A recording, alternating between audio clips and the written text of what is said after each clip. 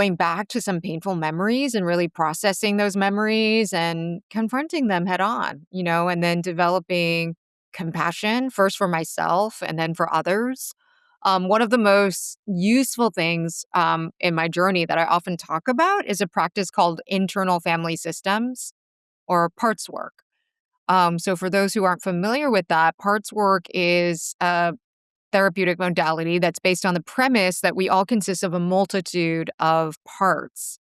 And the goal is to how do we become deeply aware of these parts and then accept them with compassion, right? And see the role that these parts are playing in our lives. So Scott, you might have a part that's a control freak or an overachiever or a perfectionist, a people pleaser.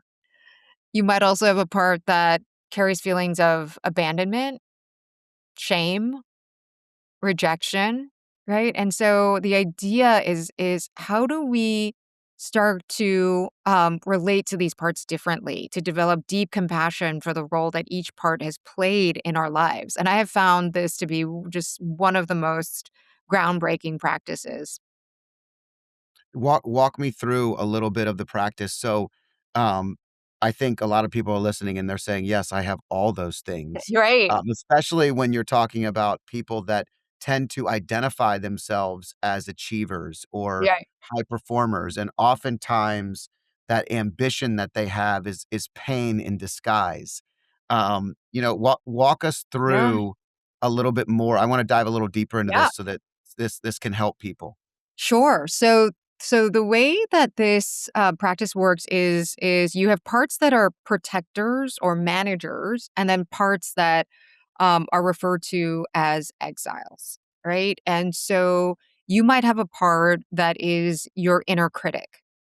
That inner critic is there to protect the part of you that feels like you're not enough, right? And so if it can kind of be critical and push you to do better all the time, then it's protecting this other part. Right? And so this practice is about starting to understand the inner critic. And instead of like wanting it to go away or banishing it, like, oh my God, you're so annoying, it's about having compassion and actually thanking this part for the role that it's played in your life. And it's this incredible practice because the more you do, the more you create space for the part and just recognize that it's there and recognize the role that it's playing, you see that this part starts to soften and you can make different choices, right? It doesn't have to take the driver's seat. And so these parts of myself that needed to, fight every battle or achieve all the time or control everything, right? The more I could empathize with the role that these parts were playing and the more I could actually give love to this younger part of me that really felt like I wasn't enough, that's when my relationship with myself started to change. Which part of you was the hardest to break through? I mean, when you think back, was there one part of you that you had the hardest time accepting?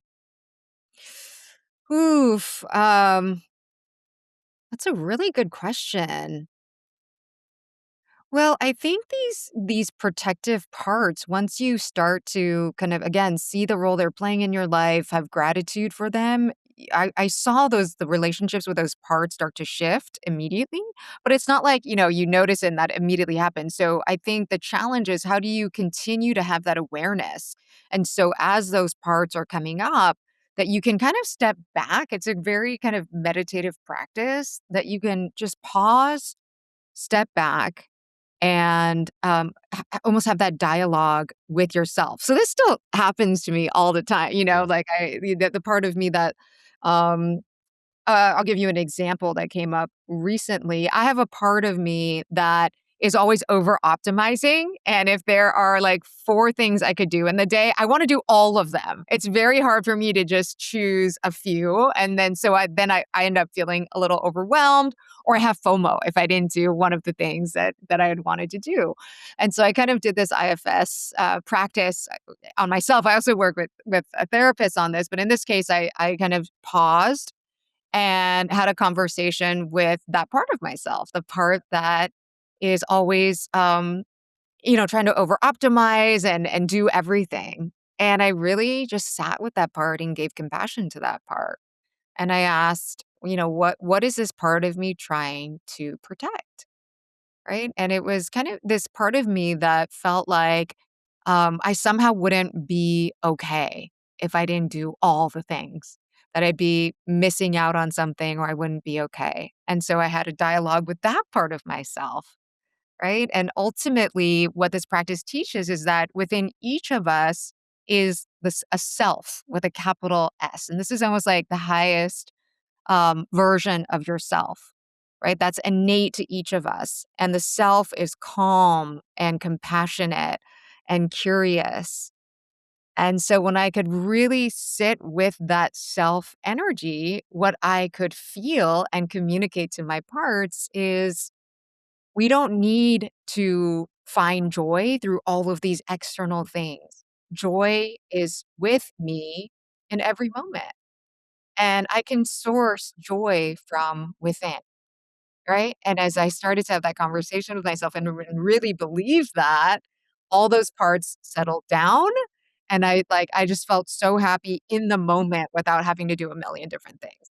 What's interesting because I think it's what you're describing is not just one part or one challenge, it's the global acknowledgement that you are made up of all these parts together, and if you have an understanding for the good, the bad, and even some of the ugly, then you can kinda work through that. You also talked about the value of self-talk, and I think self-talk is extremely valuable. How we talk to ourselves is often the first thing we have to change. So if I'm talking to myself in a negative way, and a lot of people listening, you are awful to yourself.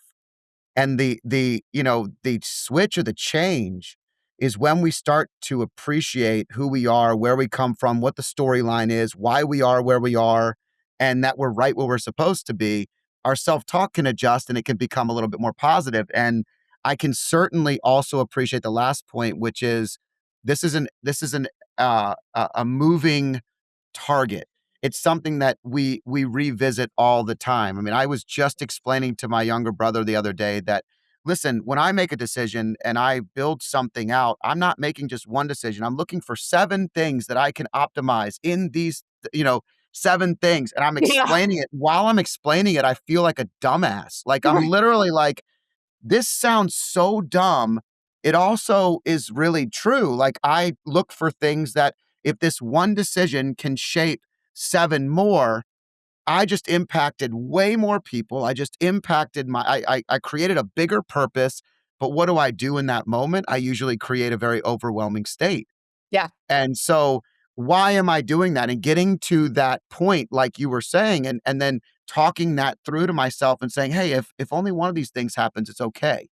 I don't need to make I don't need to control all these attributes, even if they're coming from a great place, even if they're to help a lot of Yeah. people. It's not always the way I wanna live. And so that self-joy, that self-talk, all those things, I think people can really relate to that. Yeah, and I'll say one thing about that. It's like when I think about my healing journey, people often ask, well, how do you know if you've progressed, right? Because it is a slow path, it's a slow journey. There aren't like milestones that you're hitting or even visible signs of progress sometimes. But I would say my gauge on it is the inner dialogue has changed for me. And that's not to say that that critical voice has gone away, nor will it ever completely. But what's different now is when it comes up, I notice it. And then I can choose to have a different voice. Right. And I'm becoming, I hope, more skilled at doing that more quickly and just more easily. And so as that inner voice has started to shift, I find that I'm just a happier person. You're finding inner joy. And when we find inner joy and we realize we can kind of create that versus looking outside in the external world for that, I think that's a big change, right? I think isn't it a change when we have the choice to view something as joyful, or we look for those moments versus having something outside that we need to make us feel good. I just need this one thing, and if I get this thing, people often say, if I just earn this amount of money, I will feel appreciated. I will Yeah, understand, they'll know how good I am. And it's all bullshit. It's not real. it's It's all it, yeah. it's all bullshit. So YouTube has this cool feature where they pick the next video for you, and it's right here on this screen. So I hope you enjoy this next video.